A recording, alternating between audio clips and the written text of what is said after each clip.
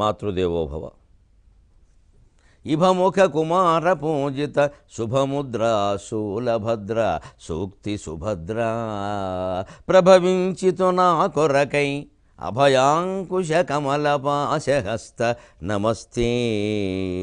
ప్రభవించితు నా కొరకై అభయాంకుశ కమలపాశహస్త నమస్తే. ఏబిఎన్ ఆంధ్రజ్యోతి ప్రేక్షక మహాశయులందరికీ నవజీవన వేదం అనే కార్యక్రమంలో 1500వ భాగానికి, ప్రత్యేకించి లలితా సహస్రానికి సాగుతున్న సామాజిక వ్యాఖ్యలో 200వ భాగానికి స్వాగతం పలుకుతాం. 1500 భాగాలుగా సుమారుగా 5 ఏళ్లుగా ఈ కార్యక్రమాన్ని ఆదరిస్తున్నటువంటి సమస్త ప్రేక్షక సమూహానికి ఏబిఎన్ వారి తరఫున, నా తరఫున అభినందనలు అందజేస్తున్నాం, ధన్యవాదాలు తెలియజేస్తున్నాం. మీ ఆదరణ కారణంగానే ఇంతకాలంగా ఇది కొనసాగుతుంది. 1500వ భాగంలో మనం చాలా కీలకమైనటువంటి 2 నామాలకు అర్థం వ్యాఖ్యానం చేసుకోబోతున్నాం. 289వ నామం శృతి సీమంత సింధూరీకృత పాదాబ్జధూళికాయై నమః. దానికి శంకరాచార్య స్వామి చెప్పినటువంటి శ్లోకాన్ని చెప్పుకున్నాం మనం నిన్న. శృతీనాం మూర్ధానం దధతి తమయో శేఖరతయా మమాప్యేతో మాతః శిరసి దయయా దేహి చరణౌ యయో పాద్యం పాథక పశుపతి జటాజూటతటిని యయోర్లాక్షాలక్ష్మీ అరుణహరి చూడామణి రుచి అరుణహరి చూడామణి రుచి. పూజామందిరంలో మనం కూర్చొని అమ్మవారి దగ్గర చేసేటువంటి పూజ ప్రార్థన ఎలా ఉండాలి అంటే, నన్ను నీలో కలిపేసుకోమ్మా, నన్ను నీలో కలిపేసుకోమ్మా, ఎంతకాలం ఇది అన్నట్టుగా ఉండాలి. ఇంకా ఈ కుటుంబాన్ని గురించి, సంసారాన్ని గురించి, ఉద్యోగాల గురించి, వ్యాపారాల గురించి పిచ్చి పిచ్చి కోరికలన్నీ అక్కడ కోరకూడదు. అదే శంకరాచార్య స్వామి మొదటి 2 చరణాల్లో చెప్పారు. నీ చరణాలని వేదాలే తమ శిరస్సుల మీద ధరిస్తున్నాయమ్మా, ఆ పాదాలు నా శిరస్సు మీద పెట్టు తల్లి.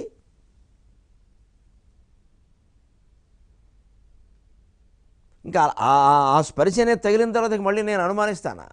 అంత తీవ్రమైనటువంటి తపన ఉండాలి భక్తుడికి. అమ్మా అమ్మయటంచు అమ్మయని అమ్మాయంచు నేనెన్ని మార్లమ్మా ఏడ్చుట పిల్చుట.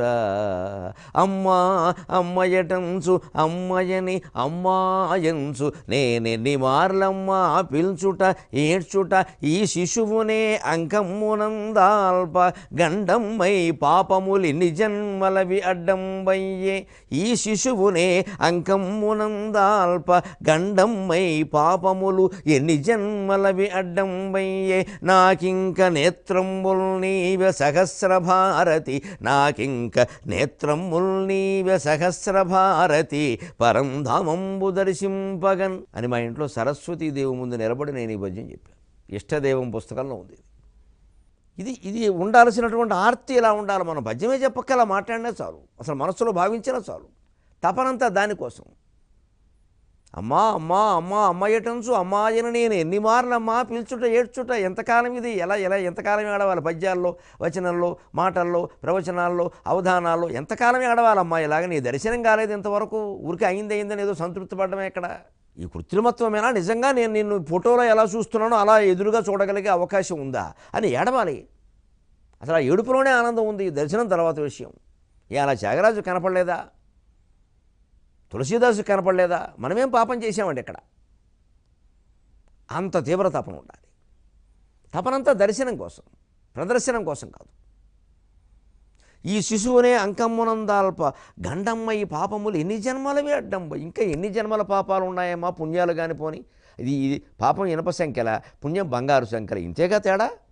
ఏదైనా సంఖ్యలేగా. నువ్వు పుణ్యఫలాలు ఇవ్వద్దు, పాప ఫలాలు ఇవ్వద్దు, తెలియదు మొత్తం ఫలాలు ఆగిబారాయి. ఎందుకంటే పుణ్యఫలం అనేది ఎలాంటిదంటే, బంగారు సంఖ్యలు అంటే మనం బంగారు సంఖ్యలతో మనం కట్టేసిన తర్వాత నీ పుణ్యఫలంగా బంగారు సంఖ్యలు ఇచ్చారన్నట్టు బంగారు సంఖ్యలతో కట్టేస్తారా? నన్ను విడిగా వదిలేసి చేతిలో బంగారు సంఖ్యలు పెడితే శుభ్రంగా అమ్మేస్తాం, పట్టుకెళ్ళి మాకు కావాల్సిన భోగాలు పొందుతాం. అందుకని అదే సంఖ్యలతో మనం కట్టేసి నీకు బంగారు సంఖ్యలు ఇచ్చానరా అంటే ఎందుకు ఇచ్చి ఉపయోగపడి కట్టేశాక. మనం స్వేచ్ఛగా ఉంటే బంగారం గొప్పది, కానీ మనం కట్టేసిన తర్వాత బంగారం దేనికన్నా తింటామా? అంచేత పుణ్యాలు కూడా ఎప్పుడూ మనిషిని కాపాడవు, అవి మరింతగా ఊబిలో కూరుకుపోయేలా చేస్తాయి. అంచేత పుణ్యఫలం పాపఫలం రెండూ వదిలేయాలంటే చిత్తశుద్ధి, నిరంతర నామస్మరణ, చిత్తంలో మరో జ్ఞాపకం రావదా మనిషిని అర్ధరాత్రి కోటి లేపినా సరే నమశివాయ అనాలంతే. వాడు తెలియకుండానే అనాలి. అంతగా ఆ మనస్సు అలవాటు పడిపోవాలి. మెలకు వస్తే చాలు నమశివాయ, నిద్ర పట్టకపోతే నమశివాయ, బాధ కలిగితే నమశివాయ, మూలుగితే నమశివాయ, దెబ్బ తగిలితే నమశివాయ, దెబ్బ కొట్టినా నమశివాయ. యుద్ధం వచ్చేది ఇంకోటి దెబ్బ కొట్టాల్సి చూసి నమశివాయ అని పేర కొట్టాలి, మామూలుగా పేర కొట్టద్దు. వాడు మన కొట్టినా నమశివాయ, అప్పుడు యుద్ధం కూడా పూజే అవుతుంది. దేశం కోసం యుద్ధం చేస్తాం, ధర్మం కోసం యుద్ధం చేస్తాం. మనకు తగిలిన ప్రతి దెబ్బ నమశివాయ, మనం కొట్టిన ప్రతి దెబ్బ నమశివాయ. దెబ్బ కొట్టడం తప్పు కాదు, ఎందుకోసం? దేశం కోసం, ధర్మం కోసం, మన స్వార్థం కోసం కాదు. అప్పుడు యుద్ధం కూడా పూజ అవుతుంది, యుద్ధం యజ్ఞం అవుతుంది. యుద్ధ యజ్ఞం బొగింజరుగును దానికి హోత అర్జునుడు సృక్ సంపత్తి గాంధీవము అని కర్ణుడు చెప్పినట్టే అవుతుంది. యుద్ధాన్ని యజ్ఞంగా భావించారు వాళ్ళు. మనం యజ్ఞం దగ్గర కూడా యుద్ధం చేసేసుకుంటున్నాం ఇక్కడ, నాకు ముందు అని. ఇదే మనం కాస్త జాగ్రత్తగా గమనించాలి. అందుకే అంతా కూడా ఆ దర్శనం కోసం. అయినా సరే నేను నిన్ను వదిలిపెట్టినామా, నాకు ఇంకా నేత్రములు లేవే సహస్ర భారతి. ఏదో సహస్రావధానం చేశారు, నాకు బిరుదు ఇచ్చారు సహస్ర భారతి అని. అందుకని మా అమ్మవారికి నేను సరస్వతీదేవికి నేను ఆ పేరే పెట్టాను. నీ పేరే కదమ్మా నాకు బిరుదు ఇచ్చింది. ఈ అవధానాలు ఇవన్నీ పక్కన, నాకు నేను దర్శనం ఎప్పుడు. పోనీ నువ్వు లేవు అనుకుందామా అంటే ఏమిటి 1000 పద్యాల 21 రోజుల ఈ మహాపండితులంతా కూర్చోవడమా, 1000 పద్యాలు చెప్పడమా, అన్ని పద్యాలు చివరిలో ఏకధాటిగా ఒకే రోజులో అప్పగించని ఏం చేయగలిగిన పని ఇది? చేసింది నువ్వు నిమిత్త మాత్రంగా నేను కూర్చున్నాను కానీ అక్కడ. మరి ఆవేళ నా చేత అంత పని చేయించిన దానివి, ఇంత కావ్యాలు రాయించిన దానివి కళ్ళకెందుకు కనపడవు? ఏం పాపం చేసావు? అది ఈ అంకిత భావన, ఈ తాదాత్మ్య భావన భగవద్ దర్శనాన్ని కలిగిస్తుంది. నువ్వు ఏం చేయమ్మా, నేను మాత్రం నేను వదలను. నాకు ఇంకా నేత్రములు నీవు సహస్ర భారతి పరంధామము దర్శింపక. నా సాహిత్యం ద్వారానే, నా అవధానం ద్వారానే, నా పద్యం ద్వారానే, నా ప్రవచనం ద్వారానే నేను భగవంతుని దర్శిస్తానమ్మా. నాకు నా కళ్ళు నువ్వే. ఇలాంటి పద్యాలు పాడుకుంటే విశ్వనాథ వారు చెప్పినట్టుగా కవితారూప తపస్సు చేసింది. కవిత్వం తపస్సే అవుతుంది, వేరే తపస్సు అక్కర్లేదు. చేస్తే మరీ మంచిది. ఆ తపన ఉండాలి. అందుకని శంకరాచార్య ఆ వేదాంత వీధుల్లో విహరించేటువంటి నీ పాదాలు నా శిరస్సు మీద విహరించేలా చేయవమ్మారు. ఎందుకంటే ఆ పాదాల గొప్పతనం ఏమిటో తర్వాత 2 పాదాల్లో చెబుతున్నారు. యయో పాద్యం పాథక పశుపతి జటాచూట తటిని యయోర్లాక్ష లక్ష్మీ అరుణహరి చూడమణి రుచి. అమ్మవారి యొక్క పాదాలకి కడిగేటువంటి నీళ్లు ఏమిటి అంటే పశుపతి జటాజూట తటిని, శివుని తల మీద ఉండే గంగ. అంతకంటే ఏ నీళ్లు పనికొస్తాయండి ఆవిడ పాదాలు కడగడానికి? శివుని శిరస్సు మీద ఉండేటువంటి గంగ నీ పాదాలు కడుగుతోందమ్మా. అందుకనే ఆ పాదాలను నా శిరస్సు మీద పెట్టమంటున్నానమ్మా. నాకు మాత్రం స్వార్థం లేదా, మామూలు పాదాలు అయితే పెట్టమంటానా? వాటి గొప్పతనం ఏమిటో నాకు తెలుసునమ్మా.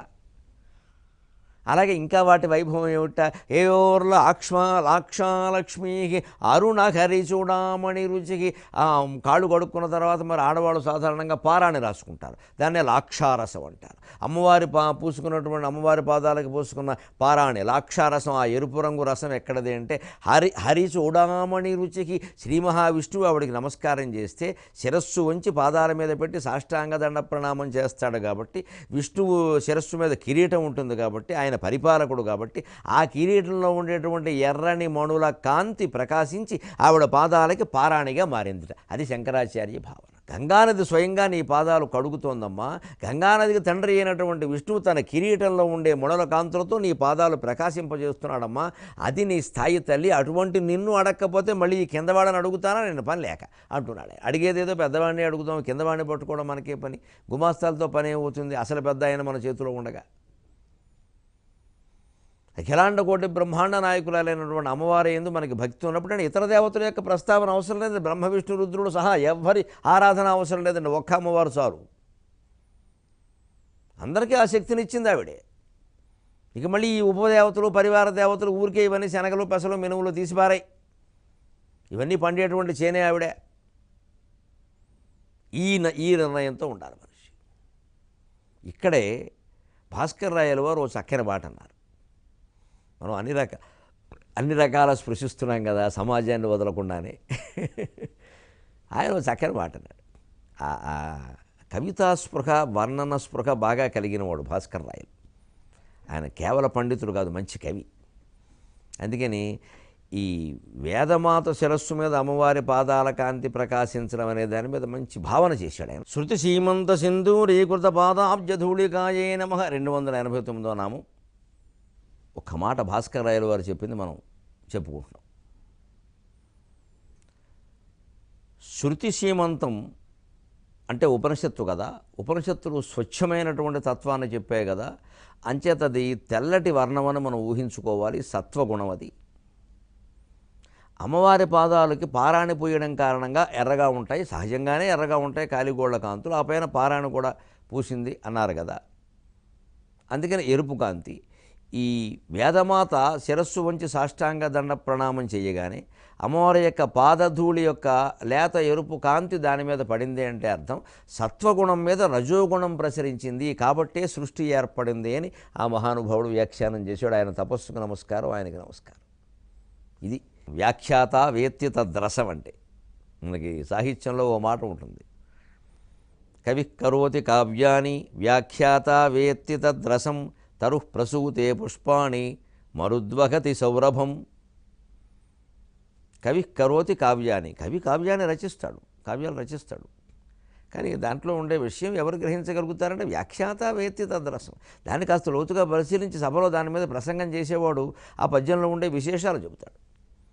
ఆ వ్యాఖ్యానాన్ని బట్టి అందులో ఉండే గొప్పతనం ఉంటుంది. ఊరికే బడి చూడామందు విష్ణు పద్ధతులని వశ్వరతుల పద్యాన్ని మామూలుగా చదువుకుంటే అర్థమవుతుంది, విషయం తెలుస్తుంది. కానీ మనం విశేషమైన వ్యాఖ్యానం చేసుకున్నాం, చతుర్థవర్ణం వారి యొక్క గౌరవం అంతా చెప్పుకున్నాం. ఆ గౌరవం ముందు చెప్పేవాడుకు ఉండాలి. ఇది నా కులం అనుకుని పెట్టుకుంటే ఆ గౌరవం ఉండదు అక్కడ. ఏదో రకంగా తగ్గించేద్దామని తగ్గించేస్తాం. సర్వసంభావం అనేది ప్రవచనం చెప్పేవాడుకుంటే ఆ వ్యాఖ్యానం అంతా బాగుంటుంది. హృదయంలో లేనిది తెచ్చుకుంటే రాదు. అంత విశేషంగా ఎందుకు వ్యాఖ్యానించుకోగలిగాము అంటే అమ్మవారి దయవల్ల, మా అమ్మ దయవల్ల నాకు ఆ సమభావం వచ్చింది. భేదభావం అనేది ఎప్పుడు వ్యవహారం కోసమే తప్పితే హృదయంలో ఉండకూడదు. స్త్రీ పురుష భేదం కానీ, కులభేదం కానీ, మతభేదం కానీ, ప్రాంత భేదం కానీ ఉండకూడదు అసలు. ఆ సమభావం కోసమే మనం ప్రార్థన చేయాలి. వేదము కంటే ముందుగా వివేకము నేర్పును కన్న తల్లి. మా అమ్మగారి మీదే నేను పద్యం పాడుకున్నాను, నాకు ఇవ్వవలసింది నువ్వు విధము అదే ఇచ్చావని. వేదము కంటే ముందుగా వివేకము నేర్పును కన్న తల్లి, ఆ పాదము నాకు సర్వసమభావము భవమునందు నిల్పే. ఓం నాద శిఖగ్రసీమయగు నా జనయిత్రిని కొల్చినంత, ఓం నాద శిఖగ్రసీమయగు నా జనయిత్రిని కొల్చినంత, ఏ భేదములేమి నిల్చునిక, ఏ భేదములేమి నిల్చునిక, వేదములవును సమస్తవాదముల్. మా అమ్మ నాకు భేదభావం లేకుండా మాట్లాడడం, చెయ్యడం, వ్యవహరించడం అనేది నేర్పింది. అందరూ ఒకటేరా, అందరూ ఒకటేరా అని చెప్పింది. 9 మంది పిల్లల్ని కన్న తల్లి 9 మందిని పెంచి 9వ వాడిని నన్ను కూడా మీ అందరూ ఆదరించేటువంటి విద్వాంసుడు చేయగలిగింది అంటే ఆవిడకి సమభావం లేకపోతే సాధ్యమేనా? చిట్ట చివరి కుర్రాడి మీద ఇంత ప్రేమ, ఇంత శ్రద్ధ ఉంటాయా? తొలిబిడ్డ మీద ఉంటాయి. కానీ తొలిబిడ్డ అయినటువంటి మా పెద్దక్క రామసుబ్బమ్మ మీద ఎంత ప్రేమ ఉందో చిట్ట చివరి బిడ్డ అయిన నా మీద కూడా మా అమ్మకి అంతే ప్రేమ ఉంది, మా నాన్నగారు అంతే. ఆ తేడాలు ఉంటే పిల్లలు ఎలా పెరుగుతారండి? ఆ భేదభావం నీకు లేదమ్మా, మాకు లేకుండా చేసావు తల్లి, నీకు నమస్కారం. అంతిమంగా మనం ఎంత చదువుకున్నా, ఎంత వేదాంతం నేర్చుకున్నా పొందవలసింది సమభావాన్ని పొందాలి. అది అంతిమంగా సాధించాల్సిన లక్ష్యం. అంటే ఏమిటి? రజోగుణం ఏర్పడింది అన్నాడు ఆయన. అంటే ఏమిటైంది అక్కడ? సత్వగుణం ఉన్నది రజోగుణంగా మారింది, కాబట్టే సృష్టి ఏర్పడింది అని ఆ విశేషమైన భావన చేశారు ఆయన. అలాగా శృతి సీమంత సింధూరీకృత పాదాబ్జధూళికాయై నమః. ఆత్మచైతన్య పదార్థంలో అంత సమభావమే ఉన్నప్పటికీ ఆ రజోగుణం పాదధూళి అయినటువంటి ఎరుపు రంగు రజోధూళి పడడం వల్ల రజోగుణం కారణంగా సృష్టి ఏర్పడింది. అలాగే ఇప్పుడు అదే పాదంలో రెండవ పాదాన్ని, అదే శ్లోకంలో రెండవ పాదాన్ని ఇంకొక నామం చేస్తున్నాం, 290వ నామం. సకలాగమ సందోహ సుక్తి సంపుట మౌక్తికాయై నమః. సకల ఆగమ, సకలాగమ, సకలాగమ సందోహ సుక్తి సంపుట మౌక్తికాయై నమః. సకల ఆగమాలు అక్కడ వేదాలయ్యాయి, ఇక్కడ శాస్త్రాల్లోకి వచ్చాయి. ఆగమం అంటే వేదం. సకలాగమ సందోహం, సకల అన్న సందోహం అన్న ఒకటే, అన్ని వేదముల యొక్క సంపుటి సముదాయం అర్థం. ఈ శాస్త్రముల యొక్క సంపుటి అంతా కలిపి ఒక ముచ్చపు చెప్ప. ఆ సందోహం అంటే సంపుటి కాబట్టి ఒక ముచ్చపు చెప్ప అనుకుంటే సుక్తి. సకలాగమ సందోహ సుక్తి సంపుటం, ముత్యపు చెప్ప అనుకుంటే సుక్తి అంటే ముత్యం, సంపుటం అంటే ముత్యపు చెప్ప, సుక్తి సంపుటం అంటే ముత్యపు చెప్ప. సుక్తి సంపుట మౌక్తికాయ నమః. ఆలిచెప్పలో ఉండే ముత్యం లాంటి దానివి నువ్వు అన్నాడు. అంటే అర్థం ఏమిటి? అందాకేమో వేదాలన్నిటి కూడా శిరస్సు మీద ఉండేటువంటిదే నీ పాదధూళమ్మ అని చెప్పి, ఇక్కడ సకల శాస్త్రాలు ఒక ఆలిచెప్ప లాంటివి అయితే ఆ ఆలిచెప్పలోంచి పుట్టే ముత్యమే నువ్వమ్మా అన్నాడు. అంటే సకల శాస్త్ర పరిజ్ఞానం ద్వారా మనం గ్రహించవలసింది కూడా ఆత్మజ్ఞానమే. అసలు అన్నిటికీ మూలం ఆత్మజ్ఞానం, అన్నిటికీ చరమ లక్ష్యం ఆత్మజ్ఞానం. మానవ జీవితానికే లక్ష్యం ఆత్మజ్ఞానం. జ్ఞానం అంటే ఏకత్వం. మనం ఎదుగుతున్న కొద్దీ ఏకత్వం అనేది సంపాదించుకోవాలి, భిన్నత్వంలోకి వెళ్ళిపోకూడదు. భిన్నత్వం ప్రపంచంలో ఉంటుంది, ఎప్పుడూ ఉంటుంది. ఆ భిన్నత్వంలోనే ఏకత్వం సాధించాలి. అది భారతదేశం యొక్క తత్వమే. అది భిన్నత్వంలో ఏకత్వం అని భారతదేశం గురించి ఏమీ తెలియని వాడు కూడా మాట్లాడే మాట అది. భిన్నత్వంలో ఏకత్వం అంటాడు. యూనిటీ ఇన్ డైవర్సిటీ అని ఇంగ్లీష్లో కూడా అంటాడు. దానికి తగినట్టుగానే మన దేశంలో ఏమిటో ఎన్నో కులాల్లో మళ్ళీ ఉపకులాలు, మతాల్లో మళ్ళీ 100 శాఖలు. కానీ ఒక దేశభక్తు, ఒక దైవభక్తు వచ్చేసరికి విచిత్రం అండి. ఈ దేశంలో వాతావరణం అందరూ కలిసిపోతారు, ఏమీ ఉండదు అక్కడ. ఓ పెద్ద ఊరేగింపు జరుగుతుంది అంటే ఇక అన్నీ మర్చిపోయి వచ్చేస్తారు అందులోకి. ఆ ఊరేగింపు 1,00,000 మంది ఊరేగింపు అయితే నేను 1,00,000వ వాడిగా చివరిలో ఉన్నా సరే, నాకేమీ కనపడకపోయినా సరే నేను అందులో ఉన్నానన్న భావన చాలంటాడు. అందుకే తిలక్ మహాశయుడు స్వాతంత్రోద్యమం కోసం ప్రజలందరినీ ఏకం చేయడం కోసం గణేశోత్సవాలు పెట్టాడు. ఏదో ఒక ఉత్సవం లేకపోతే వీళ్ళందరూ జనం రారు, ఈ రాకపోతే అసలు మనం ఒకటనే భావన కలగదు కదా అని అన్నాడు. అంటే ఆ ఆశయం గుర్తు చేసుకుంటే మతం జాతిని ఏకం చేయడానికి ఎంత ఉపయోగిస్తుందో అర్థమవుతుంది. మతభావం వేరు, జాతీయ భావం వేరు కాదు. మతం అనేది సరిగ్గా మనకు అర్థమైతే జాతీయ భావంతోనే మనం నిలబడతాం. ఒక జాతికి సంబంధించినటువంటి పురస్కారాలు ప్రకటించాలంటే ఎంత అందంగా ప్రకటించారండి. ప్రణబ్ ముఖర్జీ కాంగ్రెస్ వాడా, ఆయనకి భారతరత్న. భూపేన్ హజారికా కమ్యూనిస్టు భావాలు కలిగిన వాడు, ఆయనకి భారతరత్న. నానాజీ దేశ్ముఖ్ ఆర్ఎస్ఎస్ సంఘ ప్రచారకుడు, ఆయనకి భారతరత్న. మూడు విభిన్నమైన భావజాలాలండి. కేంద్ర ప్రభుత్వానికి ఇందులో ఓదాంతో ఏమైనా అనుబంధం ఉందేమో కానీ మిగిలిన ఇద్దరితో ఏమీ అనుబంధం లేదు, పైగా శత్రుత్వం ఉంది. అయినా సరే ముగ్గురికి ప్రకటించారు అంటే దాన్ని సహృదయంగానే మనం అర్థం చేసుకోవాలి. ఎన్నికల వ్యూహం ఉండవు, రాజకీయ వ్యూహం ఉండవు, ఎత్తుకొనడం, ఇది మన వంకర బుద్ధిని ప్రదర్శించినట్టు అవుతుంది. కానీ వారి ఔన్నత్యానికి తక్కువ కాదు. మంచిని మంచిగా మెచ్చుకునే లక్షణం కూడా సమాజంలో లేదు. ప్రతిదానికి ఏదో ఒకటి లాగడమే, ఏదో ఉంటుంది, లేకపోతే ఇలా ఎందుకు, ఏదో మనం చేయం కదా. మన కులం వారికి, మన ప్రాంతం వారికి, మన పార్టీకే మనం ఇచ్చుకుంటాం. వారు అలా ఇవ్వడం మనకి ఇష్టం లేదు, వారు గొప్పతనం పెరిగిపోయింది, అది మనకి ఇష్టం లేదు. దాన్ని ఏదో రకంగా తగ్గించాలి. అందుకని ఈ వెనకాలి ఇక్కడ ఎన్నికలు ఏవీ రోజుల్లో కిందట 2018, 2017లో కూడా ఇచ్చారు. ఏమీ సంబంధం లేని వాళ్ళకి చాలామందికి ఇచ్చారు. ఏం కలిసి వస్తుందని ఇచ్చారు. అసలు మొత్తానికి మన హృదయాల్లో ఏమిటంటే వారు వీరు అని కాదు, కానీ నాకు చాలా బాధ కలిగిస్తున్న అంశం సమాజం బాగుపడ్డం అని కాదని, బాగుపడ్డం మనకు ఇష్టం లేదు అసలు. అది సమస్య, అది భయంకరమైన విషయం. అవతల వాళ్ళు మంచిదనం నిజంగా కనపడుతున్నా సరే అంగీకరించడం మనకి ఇష్టం లేదు. వాడు చెడ్డవాడుగానే ఉండాలి. వాడు బాగుపడిపోతే ఎలాగా, వాడు ఏదో వేయండి, రాయండి, ఉపరదాలంటే వాడు బాగుపడడానికి వీల్లేదు, అంతే. ఇంత కక్ష మన మనస్సులో ఉన్నాక పార్టీ పరంగానైనా వ్యక్తుల పరంగానైనా, వారి పార్టీ కాదు, మన పార్టీ కాదు, దేశం బాగుపడే అవకాశం ఉందా? అందరం ఆలోచించాలి. ఇది ఒక మంచి పనిని నిష్కల్మషంగా భారతరత్న ఇవ్వగానే సహృదయ రత్న అని రాయొచ్చు కదా. సైడ్ హెడ్డింగ్ పెట్టేటప్పుడు వ్యూహరత్న, ఎన్నికల రత్న, వెంకటరత్న, ఈ నాగరత్న ఎందుకు పెట్టాలంటే ఈ పేర్లు అసలు ఇక్కడే వస్తుంది మన బుద్ధి వంకరంతా. సహృదయ రత్న అని పెట్టచ్చు కదా. అక్కడికి మనం ఏదో తెలివైన వాళ్ళం వారికంటే. అదే మనం పరిపాలిస్తే మనం చేసే వ్యూహాలు మనం చేస్తాం, అప్పుడు మనం సహృదయంతో చేసినట్లు లెక్క. శకుంతల భారతంలో దుష్యంతుడితో గొప్ప మాట ఉంటుంది. సంస్కృతంలో మొహం వాచిపోయేట్టుగా చెబుతున్నాడు. ఇంకా నన్నయ్య గారు పాపం కొంచెం సాత్వికంగా తీర్చిదిద్దాడు శకుంతలని. వ్యాసుడు తన నాయికల్ని చాలా శక్తివంతంగా చూపించారండి. నిజంగా స్త్రీవాద మిత్రులు కొంతమంది ఉన్నారు కదా, వారికి ఒక క్లూ ఇస్తారు, ఓ చిట్కా. వారు ఓపిక చేసుకుని వ్యాస భారతాన్ని చదివితే ద్రౌపది, దమయంతి, ఈ శకుంతల, సత్యవతీదేవి, కుంతి, గాంధారి, ఈ పాత్రల్ని వ్యాసుడు తీర్చిదిద్దిన విధానం అద్భుతంగా ఉంటుంది. అసలు ఆనాటి ఒక కథానాయకిని అంత పరమ ఋషి ఇలా తీర్చిదిద్దాడా అనిపిస్తుంది. చాలా స్వతంత్రంగా, చాలా తెగించి సాహసోపేతంగా మాట్లాడతారు వాడు.